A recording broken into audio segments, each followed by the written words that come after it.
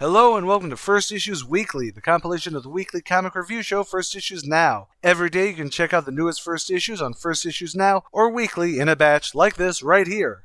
I'm AJ Carey, the comic archivist, and these are the comics released for the week of October 29th, 2025. Yes, I know, that's actually 2 weeks ago. We will be restructuring the whole First Issue show soon, but more on that when I finish up the next weekly and finally catch up to where I need to be. I will be doing an announcement just to explain what we're going to be doing and how we're going to restructure both First Issues Now and also First Issues Weekly. Who knows?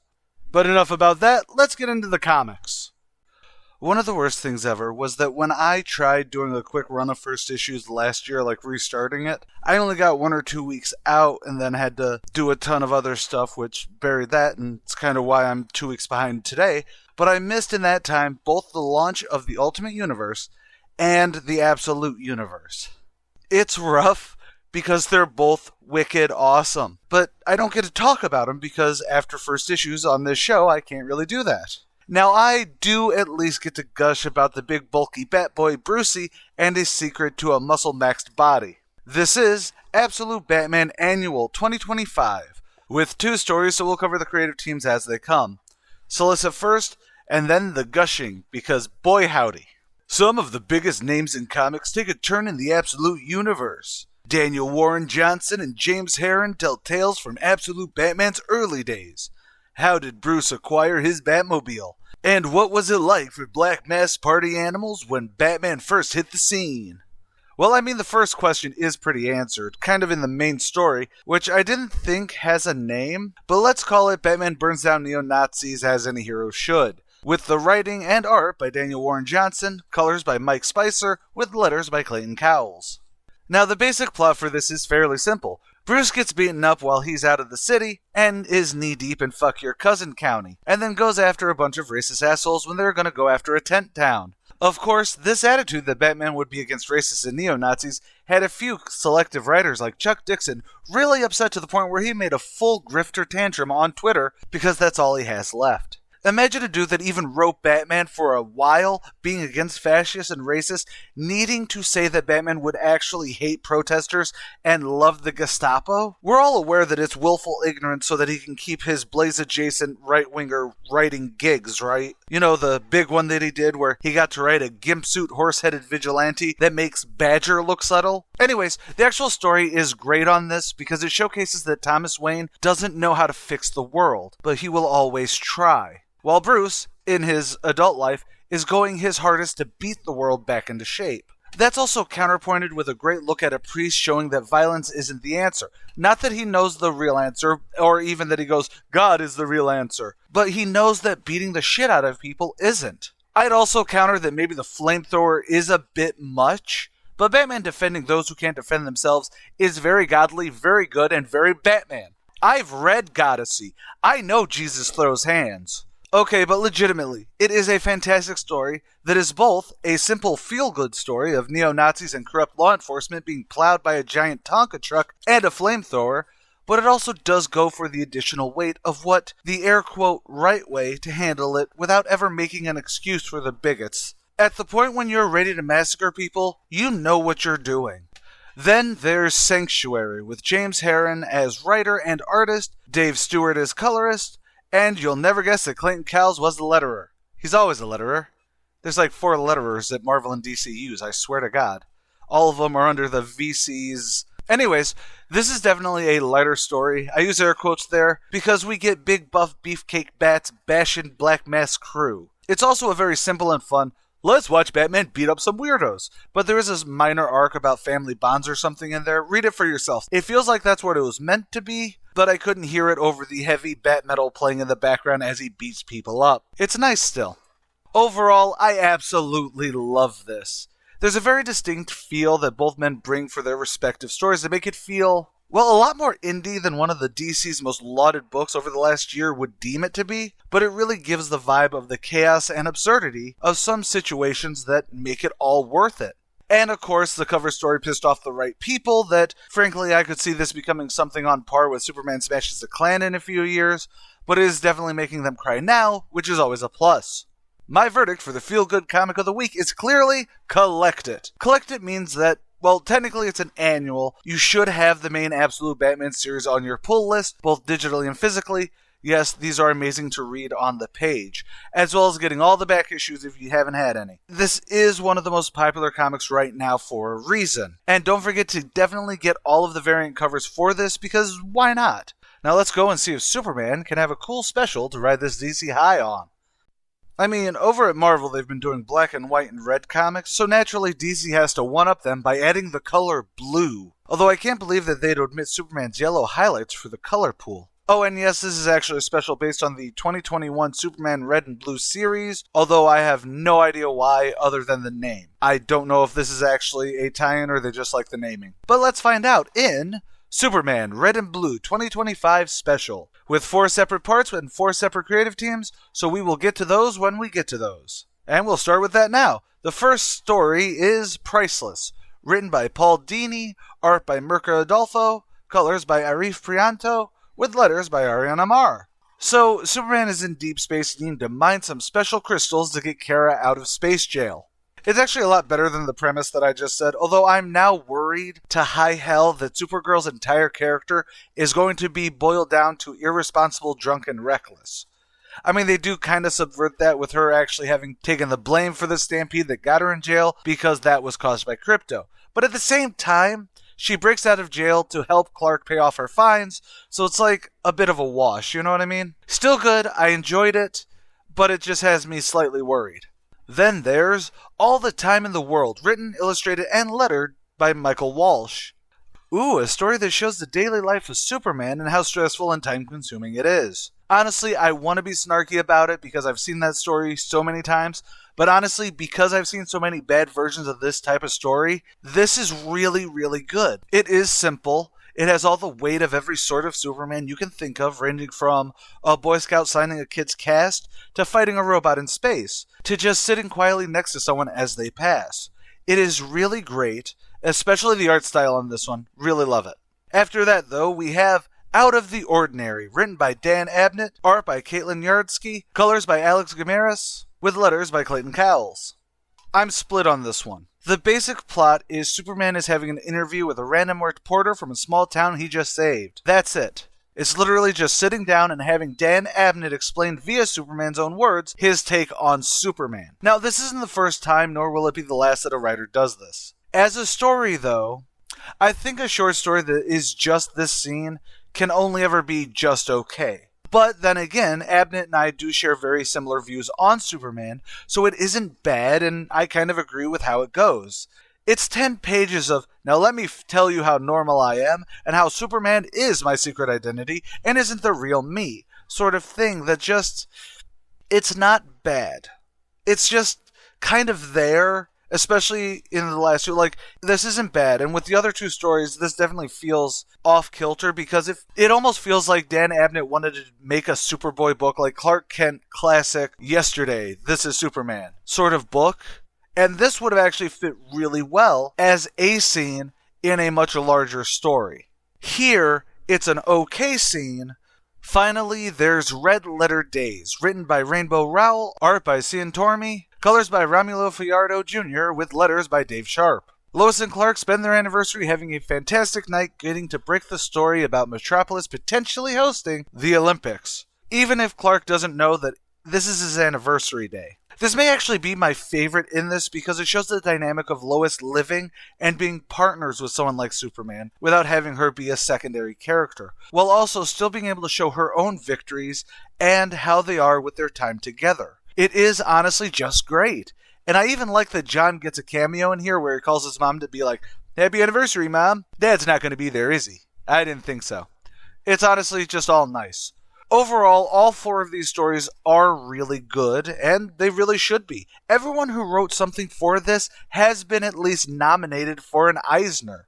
And this is actually a great showcase of why, when they get 10 pages and absolutely hit maybe home runs, but they are at the very least a triple. I'm sure a lot of my comic listeners understand what a triple is. But honestly, I actually think that the artists here are really the stars. While the writing is phenomenal, the art, with the limits of the gimmick, absolutely make this a must-own issue. All 4 feel different, but all 4 are also uniquely exactly the feel of a Superman book. So yeah, obviously that's my verdict. My verdict for this special is collect it. Collect it means that this is absolutely worth owning, both digitally and especially physically. And get the variants. I do like the main cover better, but that Michael Walsh one is just spectacular. And sure, I guess you can check out that ongoing that was done a few years back, that this is technically a special 4. But I don't know. Now I think I have to go over to Marvel and the Age of Revelation. This is the Age of Revelation book that I've actually actively been dreading to read. Cloak and Dagger are my second favorite Marvel characters of all time. And yes, I count them as one character. I have the Reader's History of Cloak and Dagger up on my YouTube and on the Reader's History of Comics podcast channel. Most of it. I think I ended in the 90s, right before Tandy joined the New Warriors, I think it was. Now, I love them most of the time, but I did promise that I would be less hatey on the Age of Revelations, and I've read bad Cloak and Dagger books before, so I don't think that it could get that bad. But let's find out with Cloak or Dagger number 1. Written by Justina Ireland, art by Lorenzo Tometa, colors by Andrew Dahlhaus, with letters by Joe Caramagna. Ghosted. X years later, and Tandy and Tyrone have tied the knot, but their bond has come with a terrible cost. Now they can no longer exist on the same plane at the same time. Reunited at last, the fan-favorite characters from the hit Marvel rivals face a love story warped by power and fate. Now I'm going to stop you right there, Mr. Solicit. What the fuck do you mean from the hit Marvel rivals? It's Cloak and Dagger. It's not like Luna Snow or some shit. They aren't from that damn game. They're in the game. Shit, is that where this concept that they can hop between each other comes from? Because of that switch-out mechanic from the game? Fuck! Okay, I'm calm. We're chill, we're cool. The plot to this is that Cloak and Dagger are helping with the evacuation of the Revelation territory since, Humies die and all of that. But the Von Strucker twins, or the Fenris twins, whatever they're being currently called, attack and blow up a bus to take the mutants from it. I'll be honest, I could have just needed to do another read of this, but it feels like they were there to try and turn them into mutants, but the bus is blown out, so I don't know exactly how, because it wasn't like it was an airtight bus or anything. I just know that they killed people and kidnapped all the people that were mutants. And that's when Cloak/Dagger shows up. That is the crux of the miniseries, finding out where the twins are taking all these mutants. It's actually a pretty solid plot for a one-off story, and honestly, as much as I front-loaded this with being agitated by the whole let's market the hell out of Marvel rivals, but it actually is a really good story. I mean it. I did go into this wanting to hate it. I will fully admit that. But damn it, by the end, I actually want to see Justina Ireland's history with this version of the characters. Especially with the ending where we see Tyrone in the other plane of existence with a special little girl. I don't want to spoil it. Actually, I think while this isn't the first of the Age of Revelations books that I do have positive reviews for, this is actually the one that I want to see how we build to this specific X years later. It's different than what we've seen in the past, while also never feeling like they aren't the characters that I personally love. It does lead me into realizing this is what Age of Revelations should have been. It should have been a series of double-sized one-shots, not based on some random, how can we market for Age of Apocalypse? But keep the X years later thing, but have that be the tagline. Have them be one-shots going, hey, this is what we'll be building up to over the next year or two with these contracted out creative teams. So this is it. That way, when you have books swing for the fences or changing the characters to a point where you get to see it in reverse. Hell, half of the Age of Revelations books that have been out would work if we were in fact working backwards. Basically have it be where you're doing the DC 1 year later thing, but then instead of having 52, go back through and twist it to go, oh, this is where everyone's going. You actually start at the end. You start at the end and then pretty much, hey, put out a Cloak and Dagger miniseries so it actually showcases where they are there. Instead of a, 3-issue series because Age of Revelations is... Anyways, yes, this issue is actually awesome because it makes me want to know more, to paraphrase my sister on every episode of Sammy's Picks. I do want to see how they got to this point, and honestly, beyond this point, if they can unladyhawk themselves. As for the art, it's good. It's adequate and it conveys everything competently. I am a bit of an art queen when it comes to how I like my Cloak and Dagger visually. Since Tandy's light daggers feel a bit stock, although I do know that they aren't going to be as vibrant because they're Eclipse daggers now, so you can argue that that's why it doesn't need to have the same brilliance as it does in the past, and Cloak comes off the way that I've kind of never liked him, when he's kind of just a normal dude in a cape. Yes, I will never get over Tyrone being a relatively normal-looking dude outside of the void under his cape. But it's not the comic's fault. That's actually been a way they've been doing it for a bit. But frankly, if the art doesn't take away from the writing, that's an automatic win. It's good.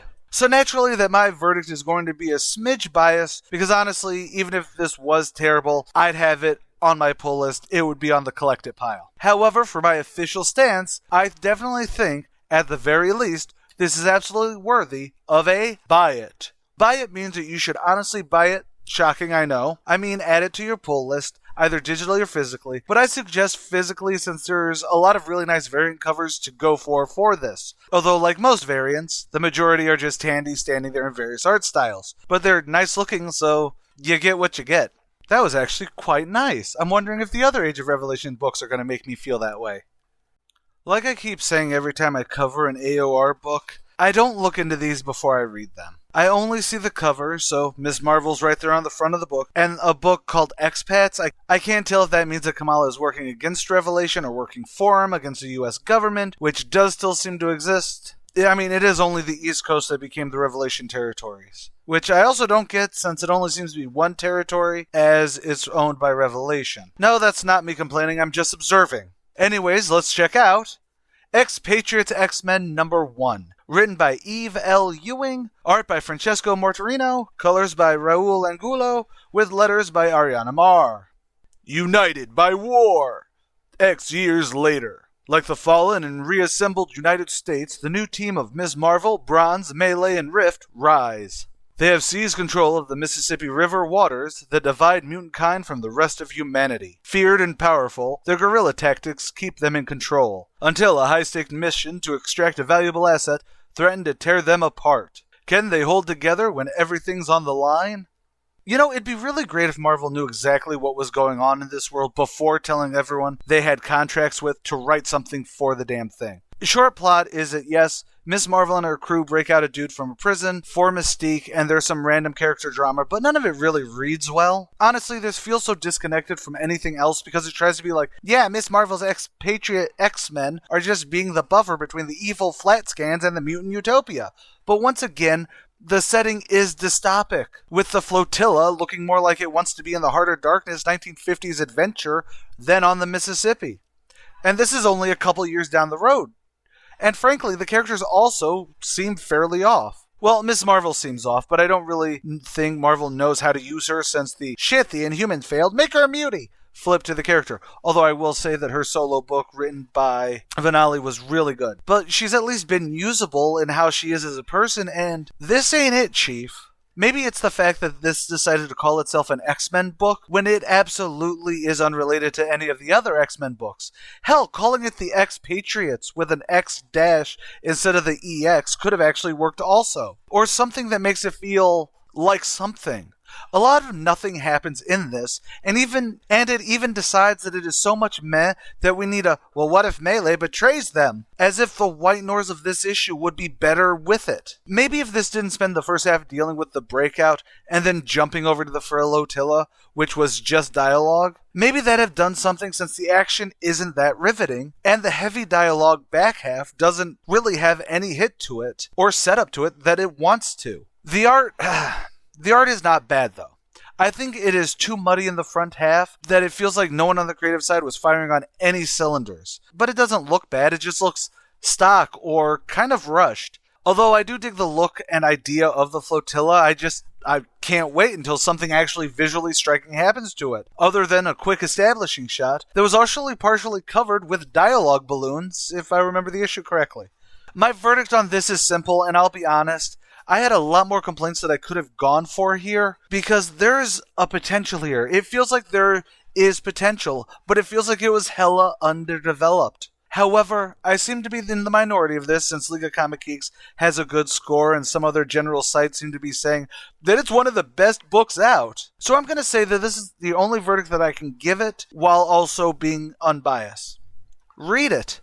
Read it means that you should read it for yourselves. Maybe you'll be like the other people and somehow think this is one of the best Age of Revelation books, which is insane to me personally, because half of it, no one wanted to work on backgrounds. Or maybe even yell at me for not being harsher on this book. I mean, it may be worth it in trade. I will give it that. But that is every fucking Age of Revelation book that's come out so far has been, wow, this is shit singles. I can't believe you're actually putting this out for single sales, but of course you want the money. I get it.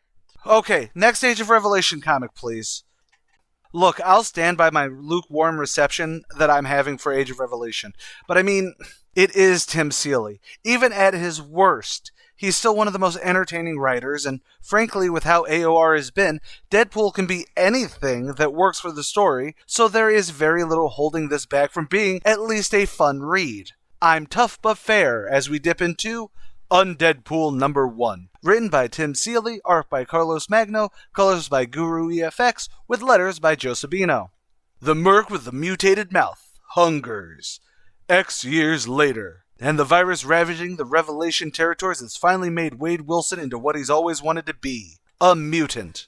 But not like this. Not like this! Deadpool's healing factor is on overdrive. His mind's a passenger in a body that hungers, and cannot be sated, unless he devours the life force of mutants. His next targets are the new blood known as Fearless, Magni, Kid Man-Thing, and Fantastica. It's Deadpool like you've never seen him before.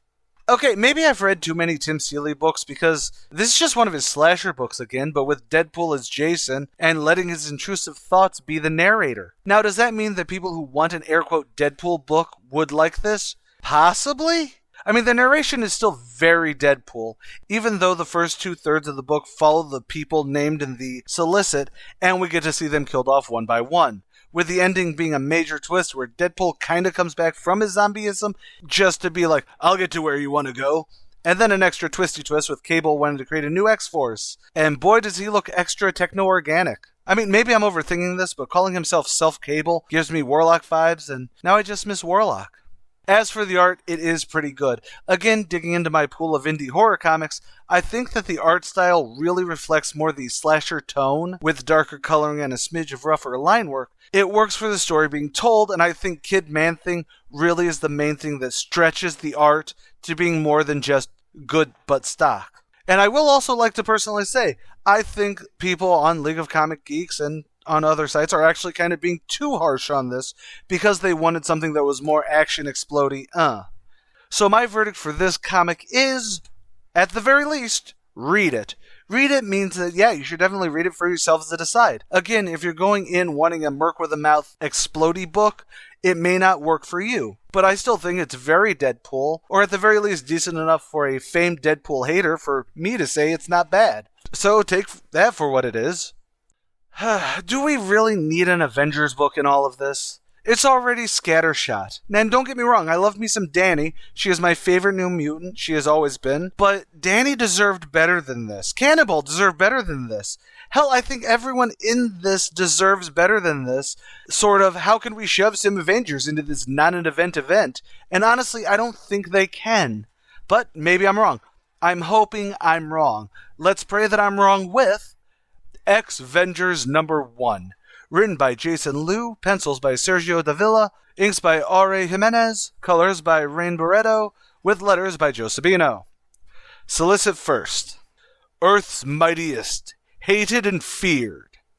X years later, Earth still needs the Avengers, but what happens when those who are left have transformed into mutants? Danny Moonstar leads a new team of Avengers, Hawkeye, Vision, Water Widow, Shang-Chi, Variable Man, and Cannonball, to protect the world. But can these X-Vengers protect all of Earth, including the Revelation territories?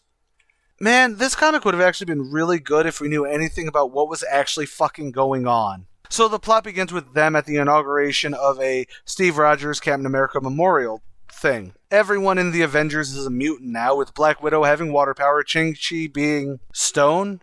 It's supposed to be Grey Gargoyle. Scott Lang now is Variable Man, who just seems to be able to do his growing thing, but he also has a hunchback now. Hawkeye has 6 arms, well, 5 arms and a robot arm. Vision now has a Technarchy techno-organic virus because somehow that was affected by the X virus too. Although, almost as if it was just something to link the X-Men lore with the world, so it needed to be prolific through everything else. And Sam, Guthrie, and Danny are just mutants, although Danny has Captain America's shield now, and can also psionically charge it for some reason. Anyway, they're all at this unveiling of the Steve Rogers Memorial, and we get Marvel civilians being Marvel civilians, saying how much they all suck because they're muties now. When people keep dying because of the X-Virus, it's a thing. Then we get a random Kree invasion for a little bit, so we get an action beat. And then it ends with the X-Vengers chatting it up with Revelation Seraphim before Scott Lang mutates again or something. Not entirely sure what happens here, and even the characters in it have no idea what's going on. This comic is okay. Or rather, it would be okay if there was actually a scope to the universe. And also if the Avengers were a team built on a dream. Now, there was something that was repeated a few times in this which was weird, where Danny was like, I promised Cap to carry on the dream. But it's like, what? What dream? Avengers is not a team like the X-Men. It wasn't built on a dream. Unless this, of course, is more Cap wanting the dream of America to continue. But like right now, there's nothing solid about what is even going on a geopolitical level here. There is an infrastructure enough to make a Captain America memorial, so there is some form of existence, even with a new sovereign nation popping up. Again, all of this could have worked if we actually have some semblance of what the actual structure of the setting is, since there's a lot of vagueness coming from, well, basically everywhere. This is not a universe that has the scope that they want. Age of Revelation was obviously pitched as an X-Men storyline that was just meant to follow Psyche and Beast in this new world, but then somehow someone turned around and went, you know how we can make more money off of this, though?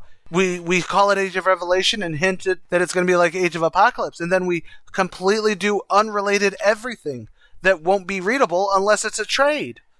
Okay, I'm sorry, that is not about this book. This book is just hindered by that issue. With all of that, though, I don't actually hate this. Jason Liu writes a decent enough team book that honestly it feels like it could have worked if it wasn't part of Age of Revelation. Granted, I've yet to really ever be blown away by any of the DEI Mutant Avenger teams that they keep trying to integrate and shove down our throats. Yes, that's partially a joke because I actually like several Avengers teams that had mutants on them, but we just didn't have to say that they were mutants on the team back in my... Anyways, my verdict for this is read it, maybe? Read it means that you should read it for yourselves to decide, because again, I'm actually quite split on this. If we had an understanding of the world, then maybe this would work better, but otherwise, if you're not interested in Age of Revelation or, well, honestly, a throwaway book that feels like it will be better in trade, possibly. I don't even see how this is going to work in trade because the issues are not in the writing or in the story proper. It is in the setting. But take that for what it is. I actually think that is the last Age of Revelation book I will ever have to cover. Hallelujah! Okay, I know I'm running behind on everything, so I did actually get into a little bit of a discussion about this book with a friend of mine who described it as JMS making Blade Runner, so I am really interested in reading this now, and I'm going to just buzz through any cold open just so we can dive directly into Synthetics Volume 1, Number 1, written by J. Michael Straczynski, illustrated by Tony Parker, colors by Carrie Strachan, with letters by Steve Dutrow. On a dying world filled with expanding dead zones, humans form rage gangs to vent their anger at futures lost, or escape into the cyber void to avoid thinking about what's coming. Our only hope of survival rests with a new kind of human. Will their appearance in a desperate world be met with acceptance or destruction? Are they angels, devils, or the latest iteration of a Frankenstein's monster? Honestly, before I even get into the comic outright, that solicit really hits a very cyberpunk yet contemporary ideology that is insane. Although in our current climes you have the cyber void being strictly a marketing tool leading to rage gangs. Although I do really hope that we can somehow get that phrase, rage gangs, coined instead of groypers or incels, since most Netfright people really are just in rage gangs regardless of the specificity of those individual terms. Yeah, I'm really in one of those moods today, I'm sorry. I really should honestly continue focusing on the dialogue that is around this comic than the comic itself, like the solicit or my friend who was really engaged with this. But I'm starting to wonder if Dave wasn't engaged with the concepts his mind brought into this book than the book itself. Because this book would have been stock in the late 2000s. Most of what is said in this, or even any of the scenes, all have been done elsewhere, and sadly I argue they're also done better elsewhere. Now, I love me some post-noir neon grunge detective, but this... Okay, I'm going to say this, and I swear this is just me riffing at 2 a.m. It feels like if you asked ChatGPT to write a cyberpunk Blade Runner knockoff. You've got the transhumanism of the World Wide Web being a literal manifestation of the 90s VR-style consciousness that every comic was doing in the 90s. You have the obligatory outright discourse about when the ship of Theseus happens with people and how that relates to what counts as human. You have a soberish cop dealing with memory sellers. And, of course, the replicants. Basically, if you had a blunt rotation of Strange Days, Johnny Mnemonic, and Blade Runner, except without the stylized feel of Strange Days, the bombastic insanity of Johnny Mnemonic, or the scope and awe of Blade Runner, basically, this comic is a person going, yes, I believe we have to have that narration over Blade Runner. But I could honestly live with that. I really could. If the world didn't look so fucking basic. The art in this book is stock. It is standard. Outside of the very opening, which has a bit of a flair, but ultimately it isn't exactly a standout flair or a real wow moment. It just feels stock like the rest. I don't mean stock as in, oh, it's standard for this sort of book. I mean it's stock if this was set in any contemporary time. And I get where the argument comes from. I get being on that edge where it's like, oh, well, we aren't in this world yet, so it has to feel familiar. But it's not familiar, it's just generic. And when you have a series of WASP cameras in the middle of a debate over human rights that feels like any normal day of the week, you have a little bit of a problem when it comes to your art. My verdict for this book is ignore it. Ignore it means that it's not worth checking out. And I hate that, since even a bad sci-fi story is usually worth at least reading, but there's nothing here. Again, I brought up really good concepts that are worth talking about, and it truly feels like maybe this was written 20 years ago. Now, I will give it points that it did give me an idea for a discussion about how the last decade of both pop culture and the real world has changed our views on dystopian cyberpunk literature as we officially cement ourselves into this Gibsonian setting we live in today. Granted, that's not exactly a positive, but yeah, ignore this. It is just a blah thing. And that's really sad to say about a JMS book. I am so behind on the Dynamite Thundercats run that I legitimately have no idea why Cheetara is in a book called Worldbreaker. Maybe this is actually the end of a massive Planet Cheetara arc where we find out that Snarf shot her off to a planet where she dethroned an evil king and became the best gladiator on said planet. I wonder how many people are actually going to get that reference. Greg Pak knows. Anyways, let's just get into Thundercats, Cheetara, Worldbreaker number 1. Written by Nate Cosby, art by David Cousins, colors by Rashan Kurachannel, and Arancio Studios, with letters by Jeff Eckleberry. Return to Thundera's golden age in Cheetara, Worldbreaker. A historic new adventure that turns back the clock to a time when the young Cheetara's mystical connection to the sixth sense was brand new and terribly frightening. As the fledgling warrior grapples with her burgeoning ambition, she slowly begins to master the mysterious powers that come with the sixth sense's bonds. But nothing can prepare her for the shattering discovery of who else is sharing their psychic link. You ever just read something that you know should click and it really doesn't? That's this book, for me. Again, I don't know Cheetara in the Dynamite telling of Thundercats, but this Cheetara is bland as hell. I mean, there are minor shots of creativity in here. Okay, there's actually just 2 shots, and it's mostly just repeated the same bit twice. The very first page is really neat, showing this line about Cheetara in world balloons. It's stacked, it's cluttered, it's maddening. With the line, "The writer lies." That is a hell of a start, and it's actually repeated later, where you actually see Cheetara reaching out from the balloons. It's really not bad. But that's a great start to what is ultimately a very generic story. Cheetara is presented as kind of the most generic girl, and I mean that in the she's the totally not like the other girls kind of girl, because she likes to go running and is action forward and will show skin in a dress and say things like, "It was always a man," when it comes to bad shit in history. I mean, yes, it is usually a man, but when you pair that sort of line idea in with the rest of the genericness of the story, it comes off as a dude trying to write a strong woman. I'm just saying, it feels very shallow. The only time this does actually pick up is actually in the last few pages, where she talks with someone that she can't read the mind of. But then we get this, no, the sixth sense is a curse and it's bad. Before the person kills and then there's some, she's a witch kind of stuff. Like, you can see a decent story buried somewhere in here. Honestly, this is just there.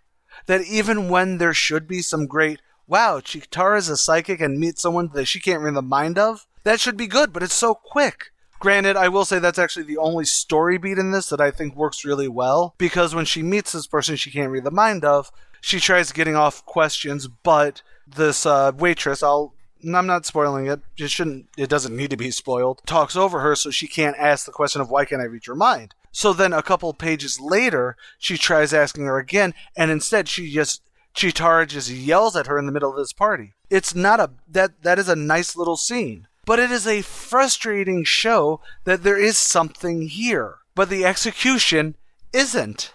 Not to mention, and this is the pettiest of the nitpicks, whoever edited this, you missed Jeff forgetting to add a second O in too much skin. Just saying, it's a petty point, but it's a point. But that is actually a perfect example of going into this damn outfits in this book. Look, I wasn't expecting Cheetara to wear her skin-tight unitard in this, especially since she's on a populated world and she has means, but the first half of this, she's dressed like a fairly generic contemporary I'm one of the guys kind of girls, except of course the colors matches her standard unitard. And then we get the dress that she wears to the Grand Galloping Gala in the second half, and honestly, it's a fine dress. Again, it's just a smidge awkward that she wears her skin tone compared to everyone else at that party. But also, there's lines from her reading everyone's mind about how provocatively she's dressed. And it doesn't seem like an outlandish outfit, especially with what we're seeing other people wearing at that party. So it feels weird. I don't know, maybe it's just how awkward a very contemporary clothing design is when we're not on a world related to Earth in any sense of the word, that maybe that's why it doesn't work for me. I really don't want to give a verdict on this, since I do try not to be too harsh, especially since twice in a row, considering my last review, but I don't see this really being worth it for anyone. My official verdict on this is ignore it. It's a one-shot, so it's not like it's going to have a ton of impact. It's not a riveting standalone story, so it's not going to have rereadability. My verdict is just ignore it. I mean, if you are a Thundercats collector, you'll have it no matter what I say. Just find one of the variants that you like and get it. The main cover is pretty good, though. What can I say? This is not going to be a good week for indies, is it? Yes, I have read the other Supernatural comics over the years that Wildstorm and DC did. Yes, I've seen all 15 seasons. Yes, I've read some of the novelization. Yes, I've done a Supernatural photo shoot before. I was behind the camera. I do not look Sam or Dean ready. I am slightly worried about this book since everyone and their mother keeps trying to milk the first couple seasons as if it wasn't a solid plot that you can just squeeze one-shot adventures into. Yes, I wish I had more to say in a cold open, but a lot of this will be an opinion based after reading the book. So let's just dive into Supernatural number 1, written by Greg Pak, art by Eder Messias, colors by Thiago Bradau, with letters by Jeff Eckelberry. This is a hell of a solicit, but let's go for it. The brothers Winchester return. Get ready to hit the road again with Dean and Sam as they prowl the highways and byways of small-town America in search of demonic wrongdoings to put right. Set between the foundational first and second seasons of the landmark television series, this brand new title from acclaimed author Greg Pak and preternaturally gifted artist Eder Messias brings readers back to where the dark magic first began, and reveal a disturbing new threat that the bickering brothers will have to face before they can return to hunting down the demon who killed their mother. In the first issue, the monster hunters must uncover the entity responsible for a series of mysterious fires in a decaying Rust Belt town. Attacks that began with the Windler Industries factory burning down, and then escalating to several Windler employees themselves going up in flames. But finding the malevolent force behind the otherworldly arsons may not be as straightforward as it seems, especially once the suspiciously well-prepared CEO, Steph Windler, gets personally involved. That is a hell of a solicit. I mean, it spells out everything great, but at the same time, it also kind of explains why this is not exactly on a must-read side. For instance, the let's put it between the first 2 seasons notion.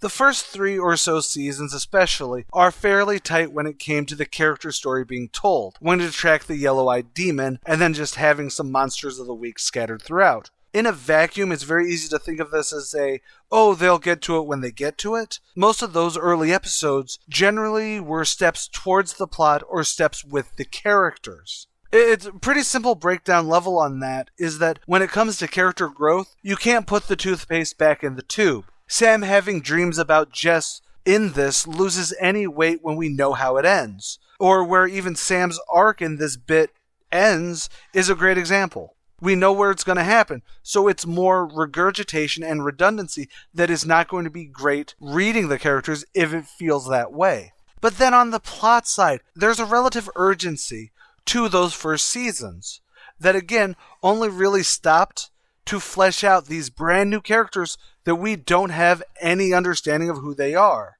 But it also still was like a step forward towards the yellow-eyed demon. Since this is such a nothing notion in the comic itself, this could have very well been post-yellow-eyed demon, where they were kind of a bit aimless with the plot and the characters were set enough that you could have just random adventures for fun.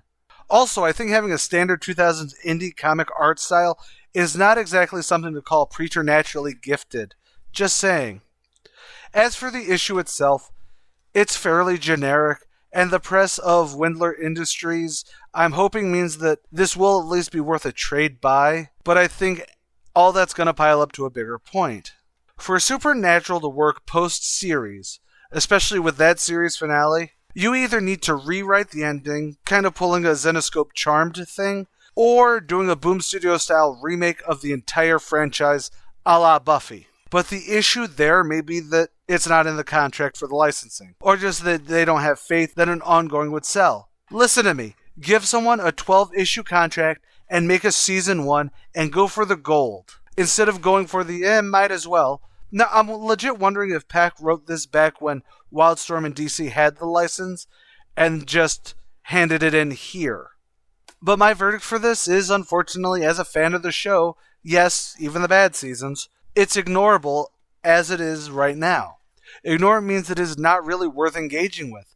It isn't so bad that you can go through and flame it, or have that weird enjoyment in reading something because it's so bad. It sucks because when you have characters and a world like this, not being even worth reading to find out you would dig it just kind of hurts. So maybe read it, see if you'll dig it. It may be worth a trade buy later on, if this Windler Industries plot is actually a plot, since next episode they're going to Vegas. That might be neat. I had way too much fun with Godzilla vs. Boston, so I'm sure that this is going to hit just as hard, even if it's in Kansas City. I had a lot to say about the last one, so let's skip the cold open and get into Godzilla vs. America, Kansas City #1. With 4 different creative teams for 4 different sections, so I'll say them when we get to them. But first, the solicit. Calling it Kansas City wasn't enough to throw Godzilla off the trail.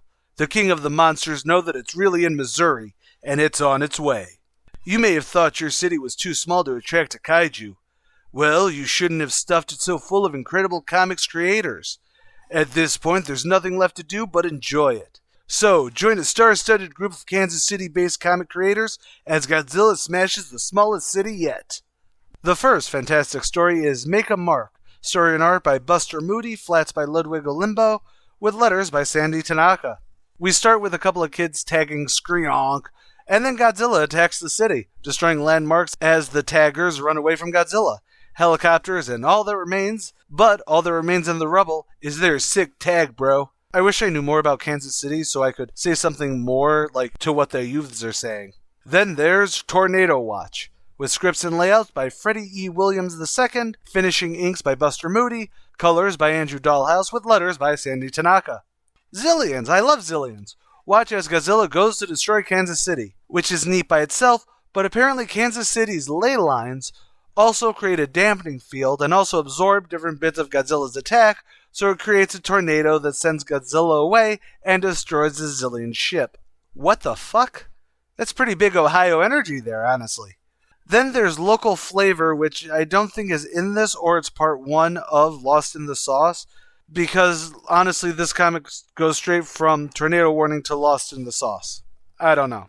Maybe it was just a mix-up in naming, because the art styles are different there. But anyways, local flavor, or Lost in the Sauce Part 1, I'm not sure how that works.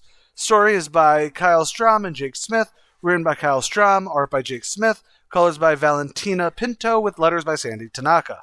Then I'm just going to go with the second creative team, because they're somewhere in there. Written by Kyle Strahm. See, it is both stories were written by Kyle Strahm, although the art is by Baldemar Rivas, colors by Heather Breck, with letters by, you guessed it, Sandy Tanaka.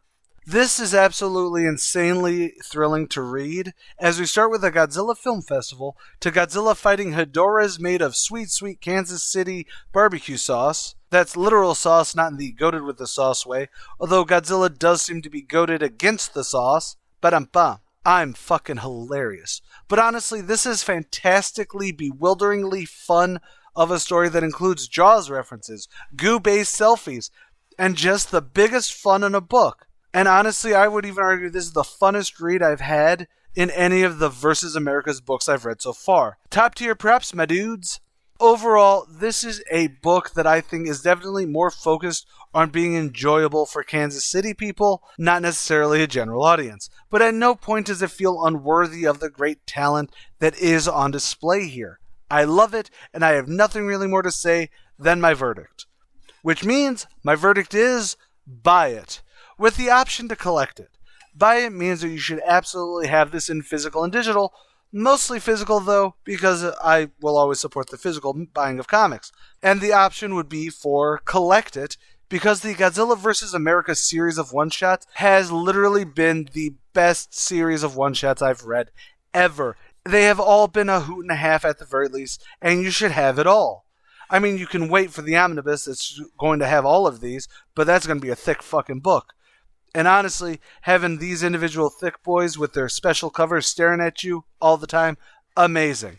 And of course, I have to bring up that every other IDW Godzilla comic book is worth at least checking out, especially the new Kaisei era that they're entering. It's dope on a rope, my dudes. Hi, I'm AJ Carey. This may be my channel, but this is not my show. This is Sammy's Picks. Basically, once a week, my co-host on Killing 15 Minutes, Mything 15 Minutes, and Blanking 15 Minutes, oh, and she's also my sister, picks a new release from our first issues pool that she wants to talk about, as a barely literate casual comic reader. So, time for the casual comicist. This shall be fun. Darkness falls across the land. The midnight hour is close at hand. Creatures crawl in search of blood. Okay, so I'm Sam Rossi, the casual comicist, and this is Sammy's Picks. Thank you to Vincent Price for this iconic monologue from Thriller. And yeah, I can pretty much do it. I picked from the first issues of my favorite or new favorite comic books. I picked Image's Universal Monsters, Dracula, Black and White Special Number 1. Before we get into it, let's acknowledge our creators. Writer James Tyan IV, artist Martin Simmons, and my favorite art form letterer Russ Wooten. Russ Wooten. Not really something I usually do. I know, I don't usually go for the horror aspect. But I could say I grew up on Francis Ford Coppola's Bram Stoker's Dracula. It is one of the first Dracula movies I remember seeing. Second, shortly behind that, was Dracula Dead and Loving It with Leslie Nielsen. But anyways, so I've seen many versions of The Count from Transylvania. This book is based on the 1931 Todd Browning's Dracula, with Bela Lugosi as Dracula, Gary Oldman will always be my Dracula, and Mina will always be Winona Ryder. Anyways, this is a black and white adaptation of the famous Dracula. We have Renfield screaming for his master and so forth. We end the issue at Lucy's untimely death. If you've never read Dracula, this is a good way to know the story without suspenseful, frightening moments. I have also read Bram Stoker's Dracula using DraculaDaily.com, and that sends you each diary entry from start to finish when the book started and finished. So for almost, I think it was 6 months or 8 months, it was an even number. From May till I believe December, you get every journal entry and it follows the book. So you can read the book in small doses. This comic gives the story beautiful, beautiful black ink panels. I could not stop reading it. Everything about this book screamed Dracula, from Renfield's erased features to Lucy's death. It gave a gothic feel and gave that pre-code feel of silent movies.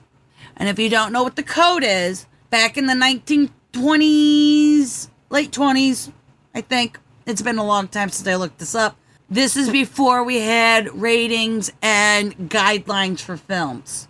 That's another issue, and I believe we talk about it on Randomly 15 Minutes, where Megan Klodnicki and I talk about the pre-code era when we talk about who's won the Academy Award for Best Movies.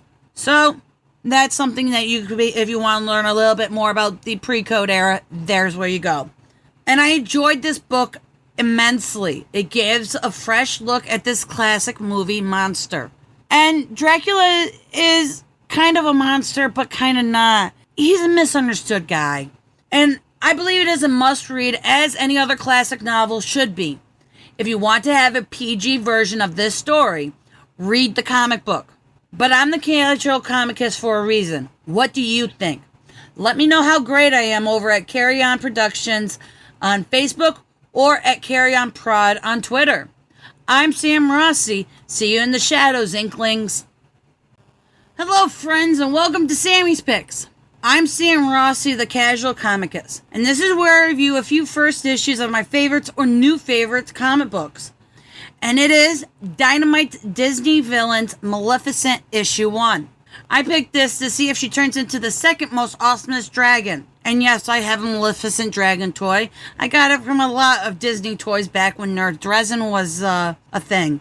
But I do own the Funko Pop of Toothless in number 686. It's the big one, guys, and that's over in the corner. Even got Pete's dragons, so I do know my dragons. I need to thank and acknowledge these wonderful creators. Written, yes it is, Paulina Ganchu, artist Theo Stoltz, and my favorite art form, letterer Jeffrey Eckleberry. Alright, so the cover doesn't really give me a lot of information to go off of it, but Maleficent is there, so we know it's her book, and she's going to be the primary character. So let's see what the solicit has to say. Set in a time just after the vengeful Maleficent leveled her curse against Princess Aurora, this hypnotic new adventure follows the power-hungry regent as she sets out to build up her arsenal of magical energy to the point where she'll be invulnerable to all forces that dare to challenge her reign. When her goblin minions return from a raid against a neighboring kingdom bearing a mysterious glowing grimoire, the queen senses an ancient and otherworldly presence between its cover, a force that could deliver her to the new wellspring of nearly unlimited power. To take possession of it, however, she must leave the safety of her kingdom and venture into an unfamiliar and dangerous realm, a place which few humans ever return. Alright, it's intriguing enough to open up the cover. I'll be honest, I'm a little intrigued. A lot. Okay, so we have an overview of the original story of Maleficent and her cursing Aurora. You know what? Never snub somebody because you don't like them when it comes to politics. Just saying, it was all about politics. We have a weird goblin that gives up the book to her. Has this really weird look like he's under hypnosis. Spirits, yep. Twins to be exact. Is Maleficent heading into the unknown for power? Bingo! We have a winner. Yes, this book is child appropriate and an easy read for that reason. The art is classic comic book trying to keep with Maleficent's style, which is kind of hard when Maleficent is like 80 years old. Yeah, I don't want to talk about it. Anyways, no. 50s, 60s? I don't remember. So, Maleficent's style. Theo did a great job. For being a comic book, the artwork was great. Well, that sounds bad. You know what? The artwork was great. Period. End of discussion. The story has me wanting to know what Maleficent faces in the Fae realm, because that's where she ends up. So I want you to read this. Read it to your children. Instill the love of reading with the easy read. Instill the love of reading with the easy read comics. It really is that simple. But what do you think? Am I right telling you to read it? I'm the casual comicist after all. Tell me on Twitter at CarryOnProd or at CarryOn Productions on Facebook. I'm Sam Rossi, the casual comicist. Never give the Fae a blank check, Inklings. Happy day, my friends and cohorts. I am Sam Rossi, the casual comicist, and this is Sammy's Picks. Here I review some of my favorite or new favorites first issues. I picked from the list that was released this week. I'm a little behind because it was my birthday weekend, and I had to enjoy winning another year. Sammy's Picks for today is IDW's Return to Sleepy Hollow issue 1. Why did I pick this? Well, we'll get to that. But first, let's acknowledge the wonderful artists for their craft. Writer, Casey Gilley. Artist, Savannah Meyer. Colorist, Debla Kelly. And my favorite art form, lettering, letterer and designer, Valera Lopez. I'm a fan of Sleepy Hollow. Well, the brand, if you would. Ichabod Crane was a school teacher, and I remember that one from the Disney cartoons. The Headless Horseman was a townsman, and that is what happened. Or we have my favorite, which is Tim Burton's Sleepy Hollow, which has all my favorite actors in it. We got Johnny Depp, Christina Ricci, Casper Van Dien. Oh, and Christopher Walken. That's what I'm forgetting. So, if you don't know Tim Burton's Sleepy Hollow, Ichabod Crane was a constable in New York City, sent to Sleepy Hollow, New York, to find out what the mysterious murders were happening. Turned out it was supernatural, and he solved the crime and left town. Here's the solicit, and I totally dug the cover before I actually read the book. The name hooked me, but the cover made me actually want to read it. So, the synopsis. Ichabod Crane first set foot in Sleepy Hollow in 1799. The pragmatic constable was sent to investigate a string of decapitations plaguing the town and found the demonic headless horseman was the culprit. He was a Hessian. Now it's Christopher Walken. After putting a stop to the supernatural fiend, Ichabod left town with Katrina Van Tassel, that was Christina Ricci, and young Masbeth, vowing to never set eyes on the cursed land again. 15 years later, he must return to Sleepy Hollow. Okay, you have my attention. This list that made it where I wanted to read. Time to jump into this book. Things that I have said out loud while reading this book. Oh, okay. That's interesting. Oh, holy shit! Yeah, it made me vocal on this book. I don't usually get vocal when I'm reading. So we follow the Tim Burton version of this story. Katrina moved back to Sleepy Hollow and the murders are happening again. I can't go into detail. I just really can't because I don't want you to have spoilers. I want you to feel the twists and turns in this first book. Yes, there are new characters. Katrina is an undertaker. Ichabod is just as uptight as he was before. And yes, I do picture how uptight he was. Johnny Depp played him. So I will be reading the next one. The artwork is Victorian kinda, with limited colors, but the colors that are used drives the story. I totally loved the lettering. I could read every panel. It was perfect.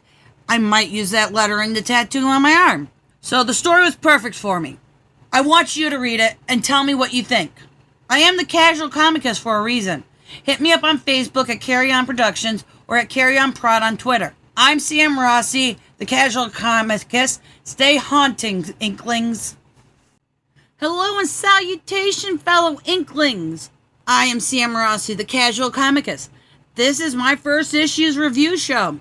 You know I would be fighting AJ Carey, the comic archivist, to review it. As you see, I have won. I picked IDW's Teenage Mutant Ninja Turtles Annual 2025. T-U-R-T-L-E power, T-U-R-T-L-E power, T-U-R-T-L-E LU power. Teenage Mutant Ninja Turtles. Heroes on the half shell. They're on a mission when they got... Okay, so, yeah. I am a huge Turtles fan. Especially since I know the theme song to the 1990s video. Especially since I know the theme song to the 1990s movie. 1990 movie. Sorry. Thank you to Partner in Crime for that awesome song. Let's acknowledge this round of artisans for this book. Writer Kenny Porter. Penciler and inker Michael Shelfer. Inker Maria Kane.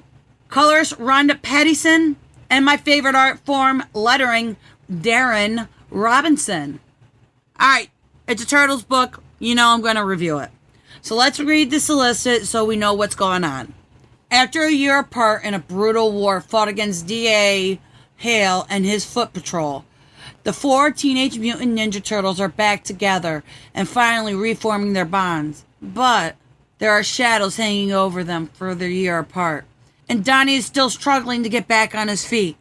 Leonardo, Michelangelo, and Raphael will need to pull together, train, and share details of their last year in order to help their fourth brother get his second wind as they reflect on the past and begin to reforge their brotherly bonds.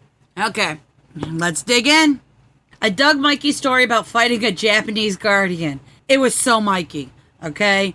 And he's my favorite turtle. I legitimately have a Mikey Christmas ornament hanging up in the office right now. He is my favorite.